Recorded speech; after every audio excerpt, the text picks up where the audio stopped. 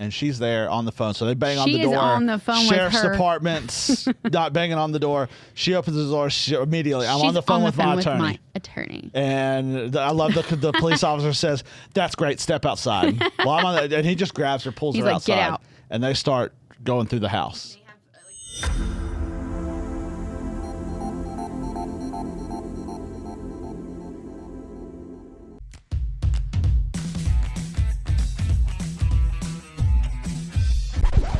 Here's a question for you. Is marriage overrated? Why aren't people getting married anymore? A new Pew Research poll found that 2 in 5 young adults think marriage is an outdated tradition. Marriage rates are at their lowest right now. Is marriage really even worth it? More than half of marriages end in divorce. If you get married, you have to be stuck with this person for the rest of your life, right? That's why you get married. So that's why it's declining. Why would you get married if you want to have just one partner when you can have multiple? Marriage is stupid. Welcome to the Married AF podcast, the self-proclaimed greatest marriage and relationship podcast in the world. We're your hosts, Matthew and Monica Powers, episode 110. Coming off of a episode where we dug deep into the idea of family vlogging, the nature behind it, and we go from the story of Micah Stauffer, maybe I got it right this time, Yes. into next level craziness as far as a family vlogger and what it went to. You want to kind of tell them about where this is headed? Well, at the end of the last episode, we kind of touched on several types of the vloggers that, I don't know if all of them were vloggers, but they were all some type of LDS. And that's Latter-day Saints, which is the Mormon church. And that's been a pattern that's been noticed with. That's what's caught me on all of the names that I listed as the last one. That was their common denominator. And let's just preface this. I know documentaries are created for a reason. Something wild has happened, and they're meant to be drama-filled and to draw you in and be intriguing and something outlandish. This, of course, covers probably just a small percentage of the actual people who are in the LDS church, just like it would be a Christian documentary, which there are plenty of those, and you see levels of crazy. So this doesn't cover everybody, but the things that have been noticed are there's a lot of commonalities, and just some of the ways they believe have led people to think that they're doing the right thing. You know, there's bad apples in anything, and Christians have bad raps because, you know, somebody's touched somebody in the wrong area, or a pastor cheated on his wife. We are all human, and we're not perfect. But if you're LDS, there are major rules that you have to follow. And this one stuck out to me because it seemed that rules were being followed, but for some reason, the women are the ones who are the problem in this episode anyways. Well, Ruby Franke and Jodi Hildebrandt. I don't know if anybody's ever heard of these names, but there's 3 documentaries that I know of. 4. I haven't watched the fourth one. And there's like a not made for TV movie, but a mockumentary. Yes, there's also. that now. Yes. I'm dying to see that because it's insane how that Ruby Franke started out as a sweet, innocent family vlogger. And again, with her vlogs for YouTube, they started out with, it's the family, and this is awesome. You know, it's kind of sweet and innocent. Totally just sweet, innocent. I'm just going to share our family kind of the same way with Michael Stauffer did. Just, I'm going to share this. Maybe this helps somebody. Maybe this makes someone smile. Maybe someone can relate to realize they're not the only ones who go through stuff, and that's where it began. But that and is boy, not did it take a turn. Where it ended. No, not at all. So, today we're going to kind of talk about some of the difference you see between Christianity and Mormonism. There's some similarities there, but there's some drastic differences whenever it comes to that. And it's not to to throw anything or anyone under the bus, but just to kind of bring awareness. Yes. And to make sure we go back to reflect what the Word of God truly is and truly says. Yes, because if you're being told something and you believe it, if those words that you're believing are harming anyone, that is not okay. No. We are going to talk about child abuse on this episode. So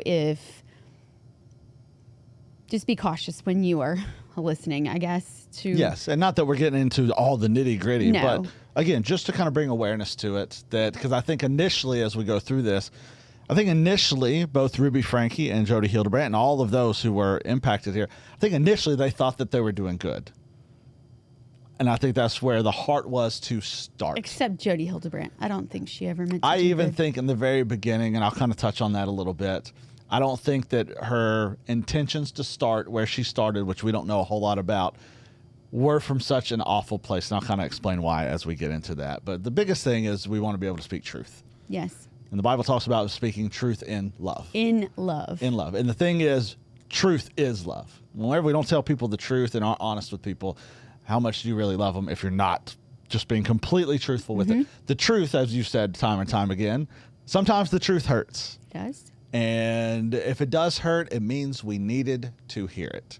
And we're going to kind of be Absolutely. upset about it to start with, but you'll realize, yeah, you know what? I actually did need that. It's not necessarily to hurt you. It should humble you. It It's a should. better term for, I guess, sensitive. Initially, it's going to hurt because we get our feelings hurt. Right.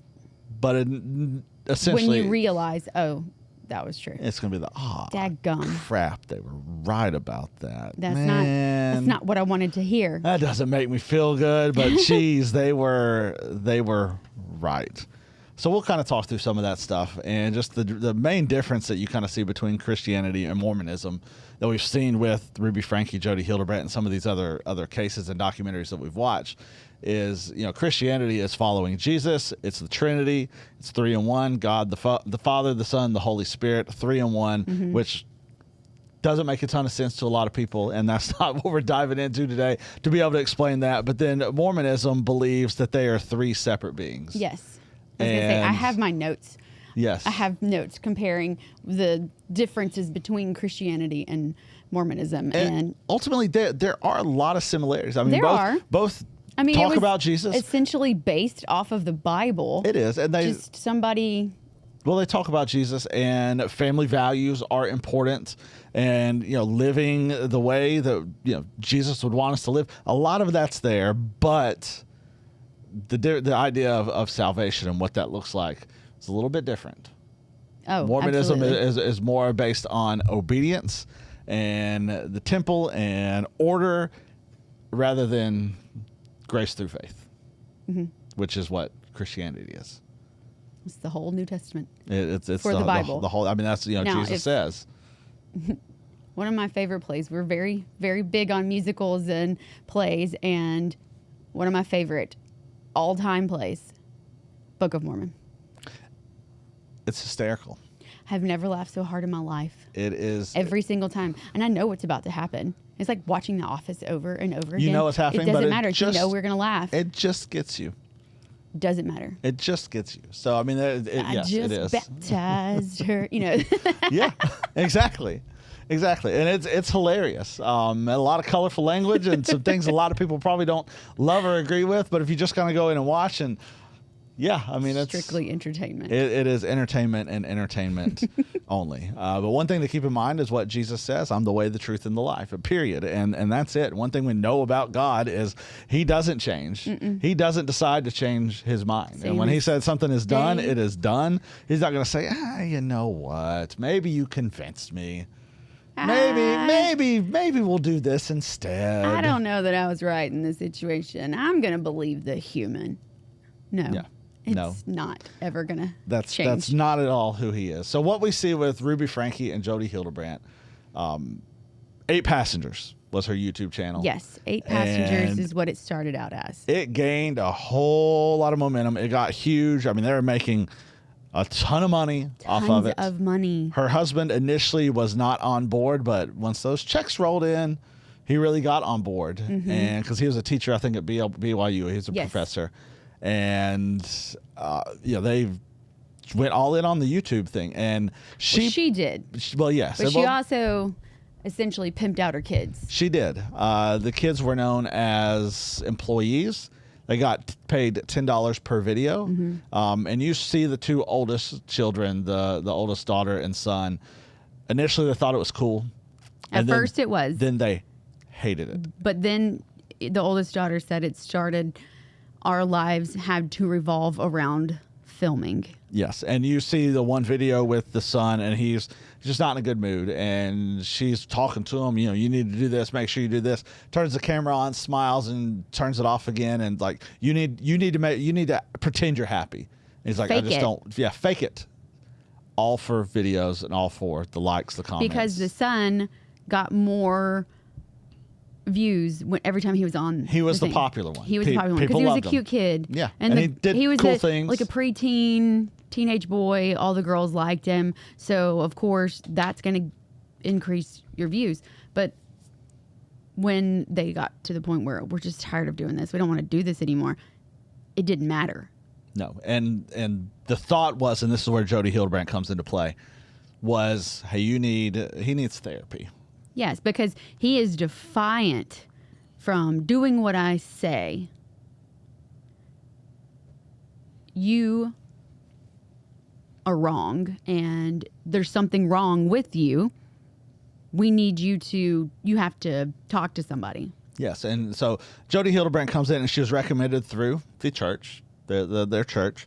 Highly recommended. Highly recommended, and she was, we will say, a licensed therapist and counselor, and seemed to be very good at what she did. And I don't know what happened in her previous life before all this. We know that she was married, know she had children.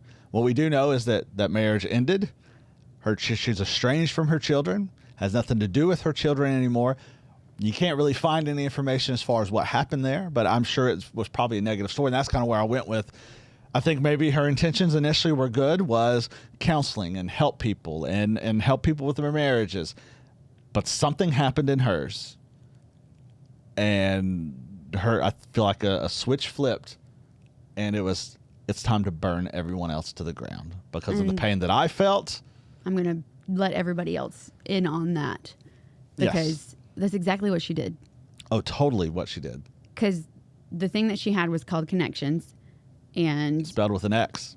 Very clever. So if you were having some kind of marriage issues or anything. So the Mormon believe that you're not allowed to masturbate. Correct. You can't lust after, you can't think of anything. Okay, so Ruby and her husband, his name is slipping my mind right now. Kevin? I couldn't tell you. Maybe. Chris, Craig, Kevin. Sure. Could be any of them. So her them. husband, you'd think as many of the documentaries that I've seen on them, I would know. Now you're churching it up. I am. I'm going to look it up here. Am I right? I'll tell you when I get there. So. Kevin. It was Kevin. Look at there. That. Good job. Just embedded in my brain with all those docs. But, okay, so they started Connection. I don't know that they necessarily had issues. There was some. It was just there was some struggle, as marriages can have the distance, and you just don't seem to be on the same page and seem like you can't get it together. And it kind of started with the son was going through therapy, which the son initially was like, "Okay, this is great. She's good for me." Blah blah blah. So I think he was honestly he believed it because by going to Jodi, he got other privileges. Correct. And so he continued to just believe everything. When they got into the ConneXions as deal, a couple, ultimately it was because the channel had slipped. She had posted something that people didn't agree with, and it was really about how horribly she was treating her children. And she essentially doubled down on it. So all the deals gone, everything gone. Because she took her son's bed away from him. For 7 months, he slept on a beanbag in somebody's room in the downstairs area, and that huge. Which I agree, red flag. That's like what are we talking about? That's not okay. What are we let's talking not, about? Let's not forget that her 6-year-old daughter forgot her lunch. And her teacher called from the school and said, hey, she's left her lunch. Could you possibly please bring her something? And Ruby was absolutely not. No, she forgot her lunch. This is her punishment. She's not going to eat. Don't let anyone feed her. Her lunch today. is her responsibility. At 6 years old, which At is 6 years old. crazy. She was in kindergarten. So this stuff gets out, and so the channel takes a dump, essentially. People were not happy, and so and they're losing all their sponsors. So they went from making, what was it, $150,000 a month to... No, that was like their minimum. Yes, but let's just say $150,000 a month to next to nothing. So they were scrambling. So they got involved with this ConneXions deal. And I mean, I could see where, hey, you're here, and now you're way down here. I see where that puts strain on a marriage. It would with any relationship.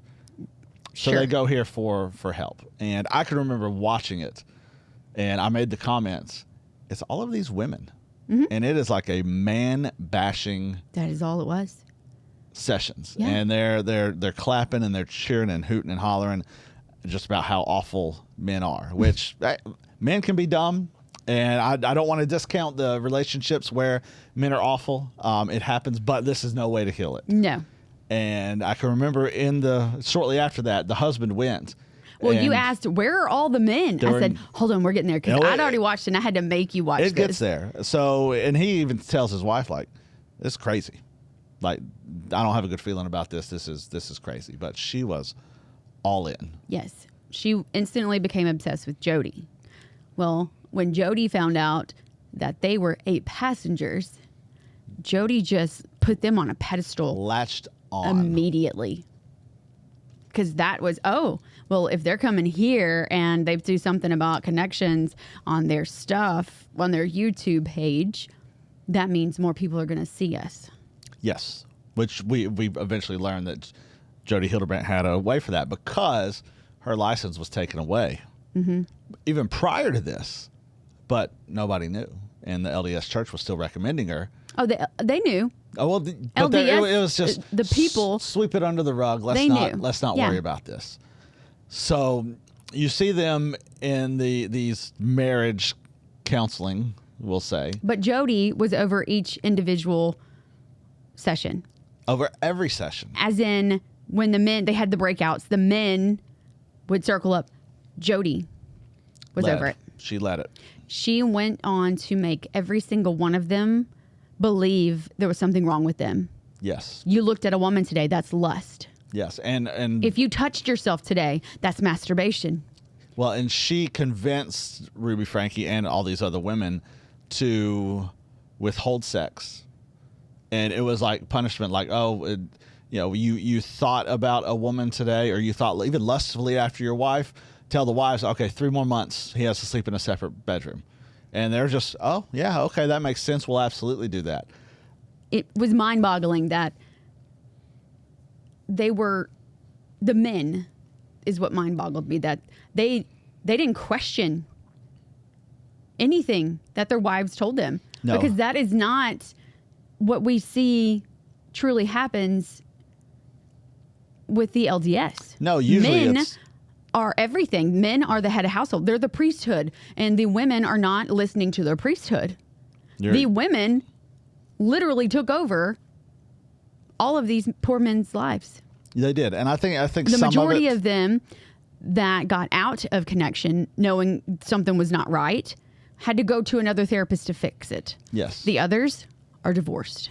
Yes, almost all of them were divorced, and it was couldn't so be saved. sad. And I think some of the men were probably like, yeah, I'll do whatever it takes to save it. This is what my wife wants or needs. Sure, but eventually, over time, it's like this isn't helpful at all. I mean, the Bible even says you can sustain from it, but you better come back to it. Well, it says the only reason you should withhold sex is to go to prayer, both of you, and don't do that for too long because you need to come back to it. Because if you don't come back to it, you're going to try to get with somebody else. Absolutely. To fill that need. Absolutely, you are. But for some reason, Jodi brainwashed Ruby. Big time, because here's what happened. They were in the ConneXions, and both her and her husband were brainwashed, as are all these other people. But they go back to Jodi's house, which is an unbelievable house. It does not make Holy sense how smokes. she But anyways, neither paid here nor for there. that. But now it And makes sense. she's meeting with their leaders, we'll say, and she's talking about these demons that are after her. And I said it sounds like she's mentioning she watched Harry Potter and it's the Dementors. The Dementors. I mean, that's how she was explaining That's them. exactly And how it was. There's these dark spirits flying around, and I was like, that's the Dementors. To eventually, they move Ruby and Kevin Franke move her into their house. Yes. So Jodi has this massive, massive house in Utah, and it's kind of weird. I guess have I been to Utah? No.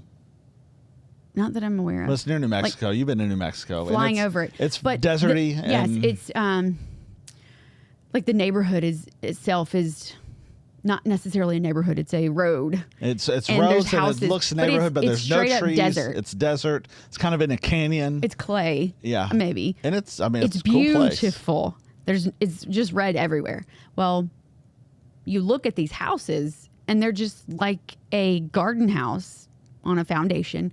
There's nothing built up.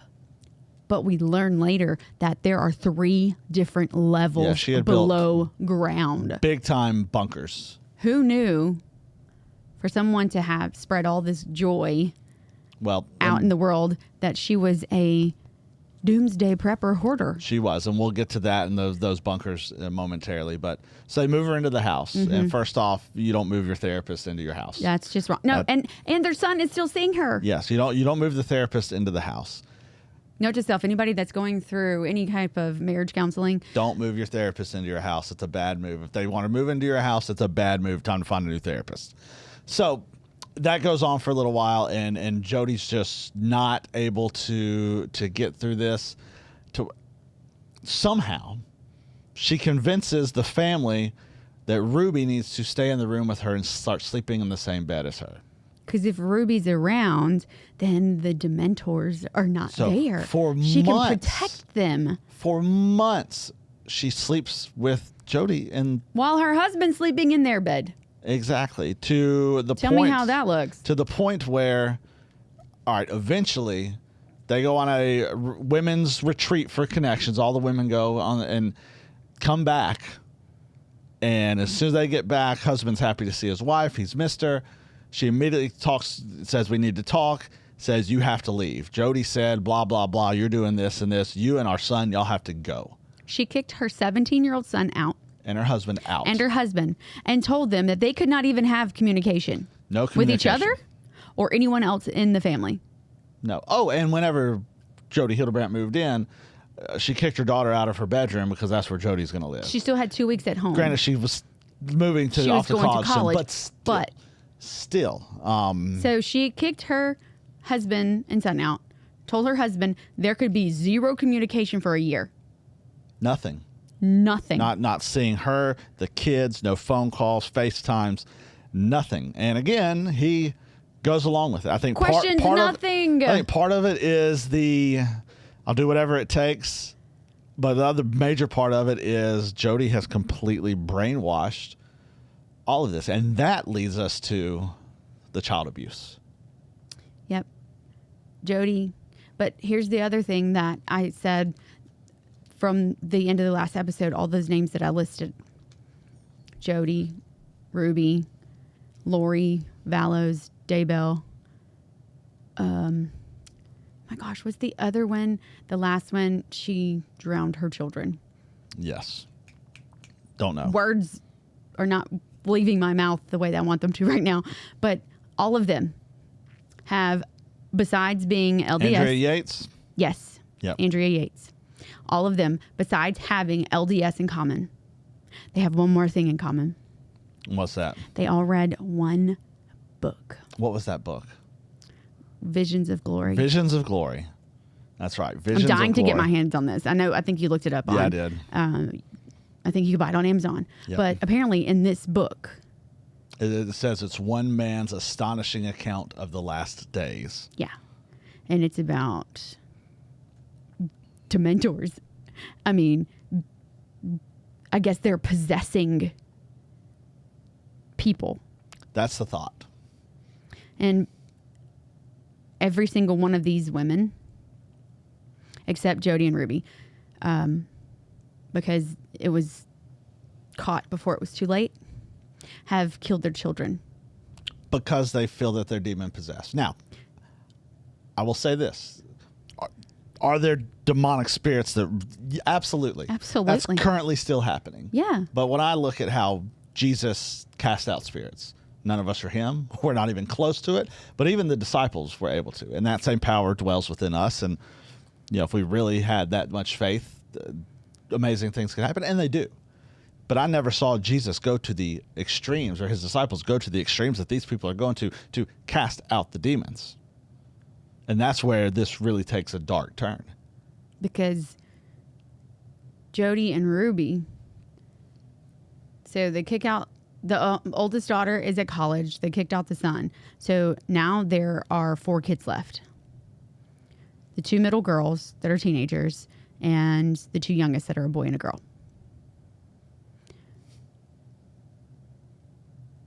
Somehow Ruby and Jodi leave the house where they were with the husband, that house, and go back to Jodi's house, which is an hour or so away. It's like 3 or 4 hours west. It's like 250 miles. Okay. So, it makes me mad just thinking about all the things that they get to this house. Now, this house has the 3 layers below it, and it is all underground, and it is immaculate. They are now doing all of their YouTube stuff for ConneXions together at that house. Now, we live in the same house. Our podcast is done in our basement. You are sitting there, and I am sitting here. Yes.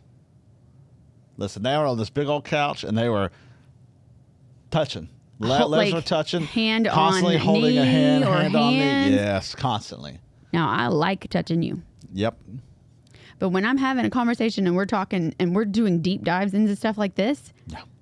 I need to be looking at you. I hardly turn and look at any of these cameras because I'm talking to you. I've even said that when the thoughts of us doing the podcast, I don't want to just look at the camera the whole time. I'm not the one. I am not a selfie girl.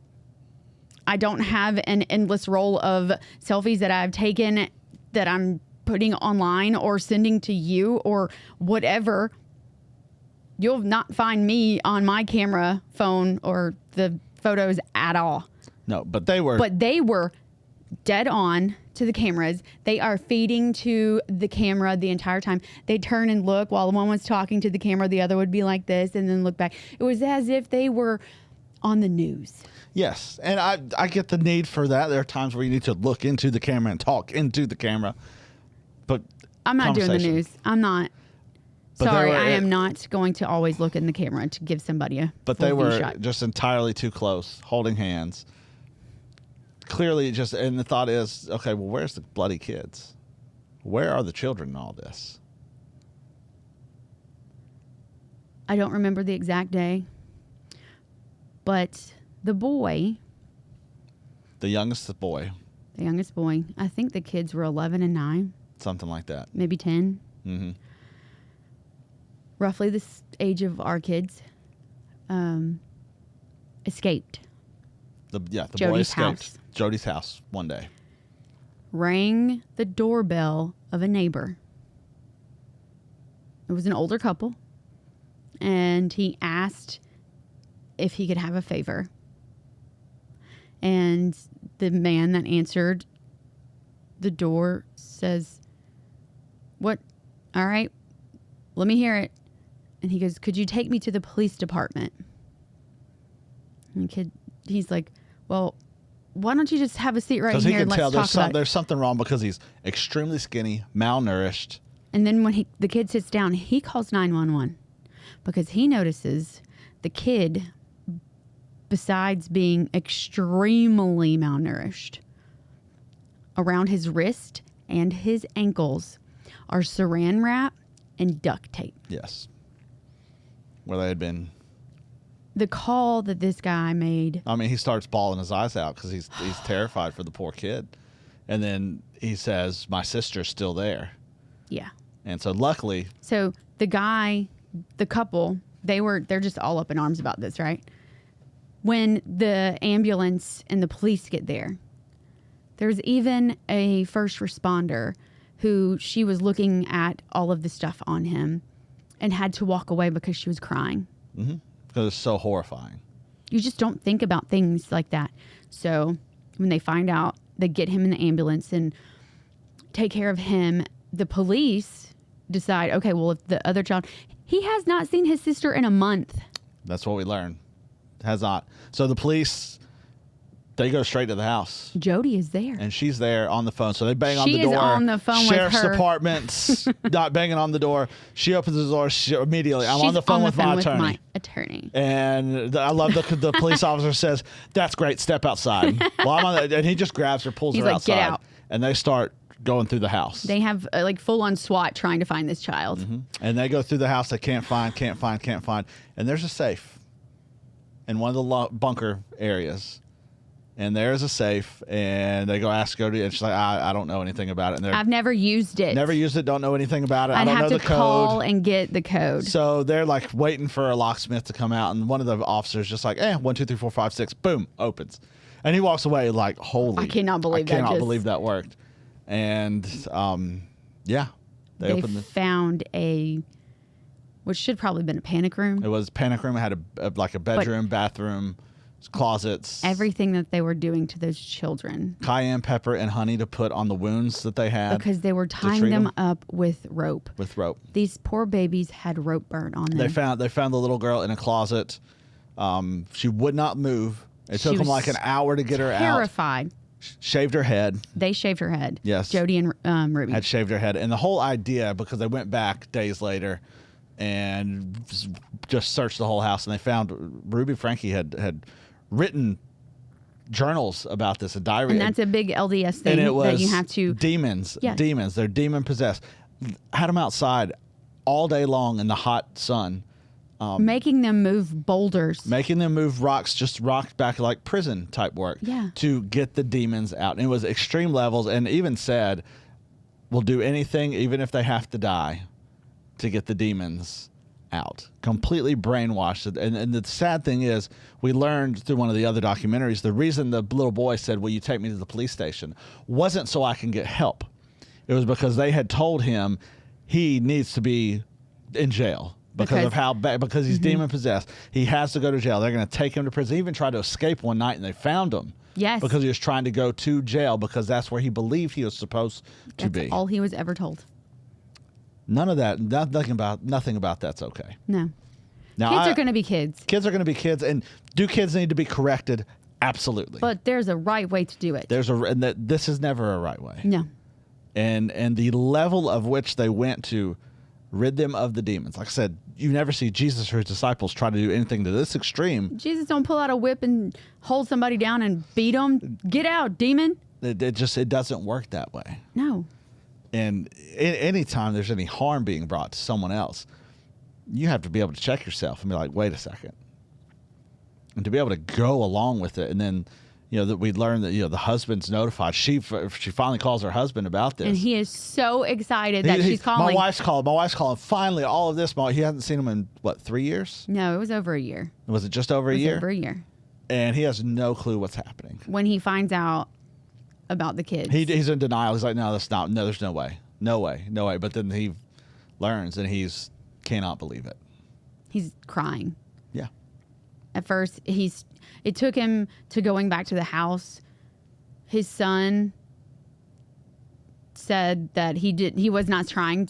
He didn't want to get in trouble, but he didn't know where else to turn because Jodi and his mom were in jail.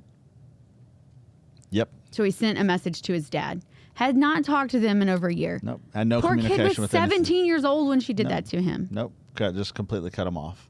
So, I mean, that level of just brainwashing, essentially. And I don't Even think... their neighbors were saying this poor guy was brainwashed. Yeah. And it took him going to the house, and his neighbor that they were close to had a 6-hour conversation. Of all the things that they and witnessed. He and his neighbor both said it was in that moment. it was like, oh my God. I come out of this He fog. woke up from it and was like, what have I done?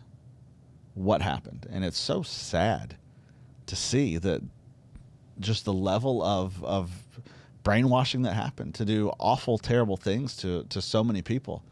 And I don't think Jodi Hildebrandt's idea of counseling in the beginning was for this, but something clearly happened. But she did do the same thing to her niece. Yes, she did. So I think over I don't time, know that it ever was not her. I like to believe the good in people. You're better than me. And I would like to think that something happened and this was her way of, I will make sure levels of hurt that happened to me doesn't happen to anyone else. And the only way I'm going to do that is through essentially torture to scare the life out of people. And you see the result of it. Scare the life out of people. That's what she did. Scared the life out of these children. Her niece, and who knows how many other children. Right. We just know of the 3. That's all. That's and all. None of these children were hers. No. So ridiculous. It's but wild. Once they're arrested, and I think a couple years go by, and they both pleaded guilty, so they could get a plea deal. Mm-hmm. In the state of Utah, I think the max time that you could spend in jail for child abuse it was 30 years. 30 years. I hope they get every single. Yeah, I mean, it's no early, because the moment they get out. I think they're up for parole in December 2026. So, ultimately, it's just a horrible thing, and it's because the moment they get out, especially Jodi, because even at the end of the documentary, she's already said that this happened because I had a dream that I was being. This all happened to me because I was going to go out and spread the good news. It wasn't the good news.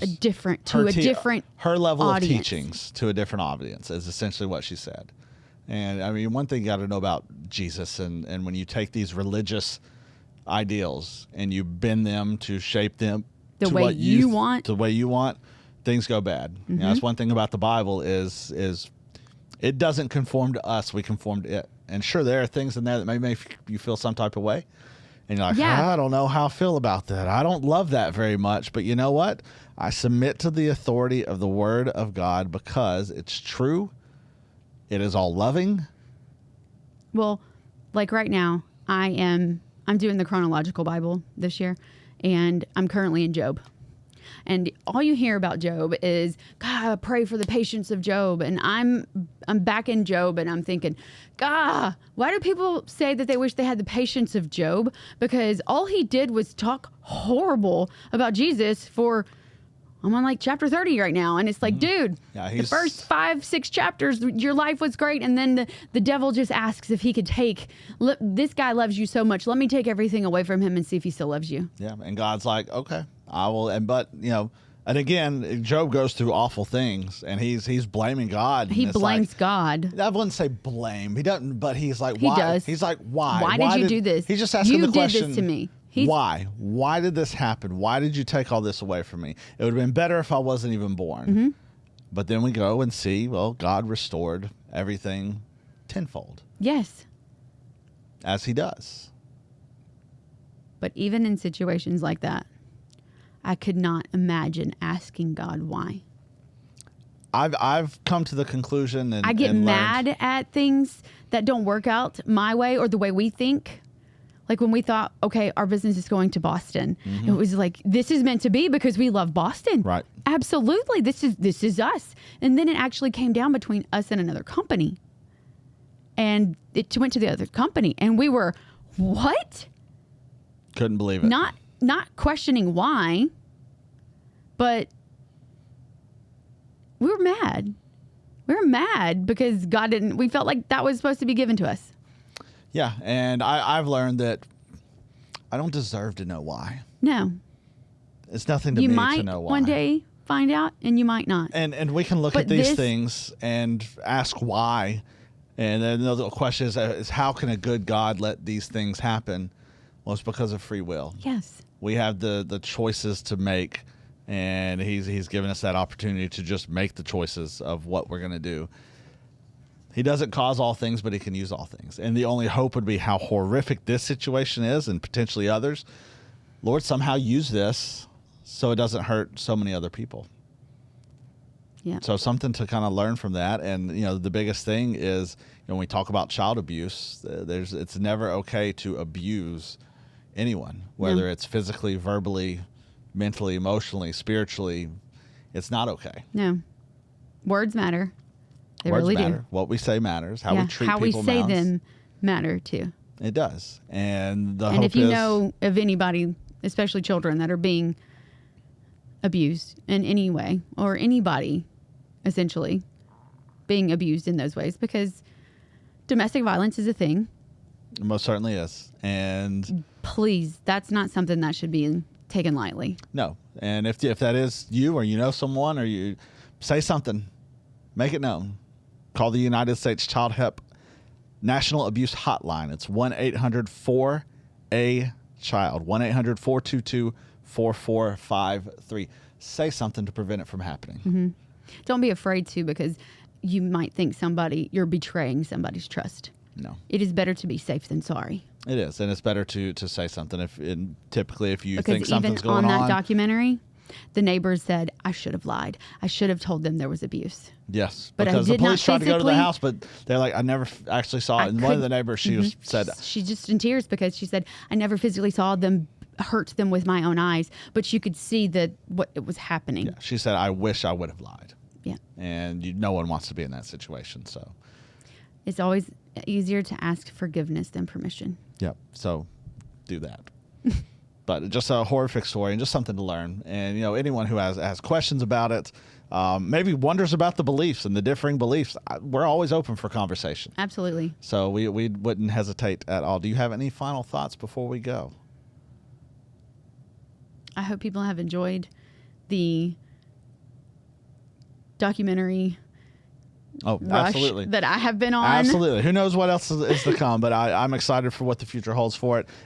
We will get out of here. Before we do, our dear friend Sanchez Tannehill, God Did It Ministries. Yes.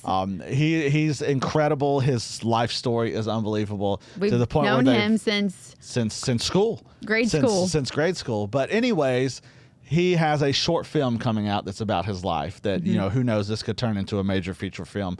The trailer is officially out as of today, February 6th of 2026. He sent it to me today. I was so excited.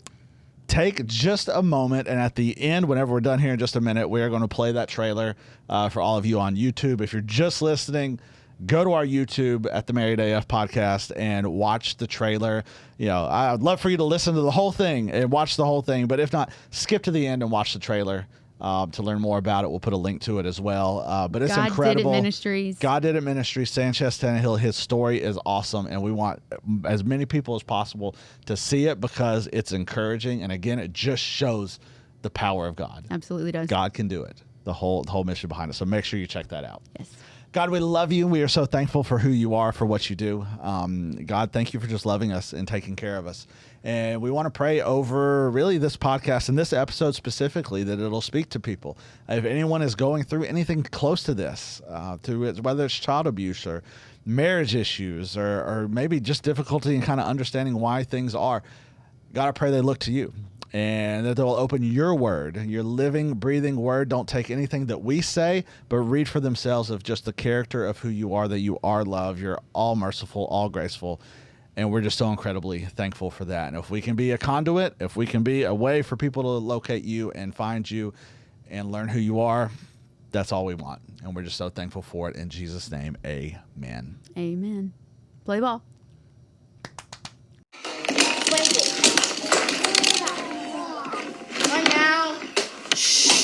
Don't wake up your brother.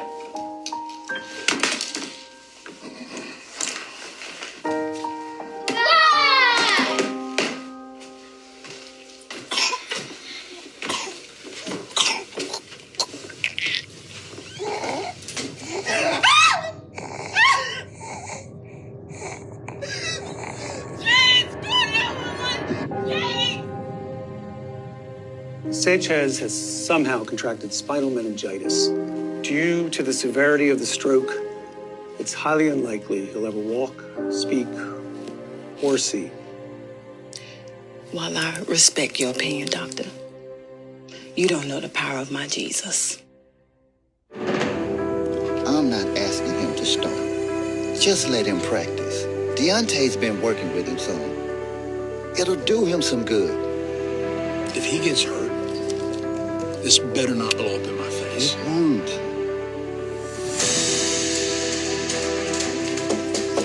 Yes. I think I'm supposed to be in here. Okay, then. Come on in and find a seat.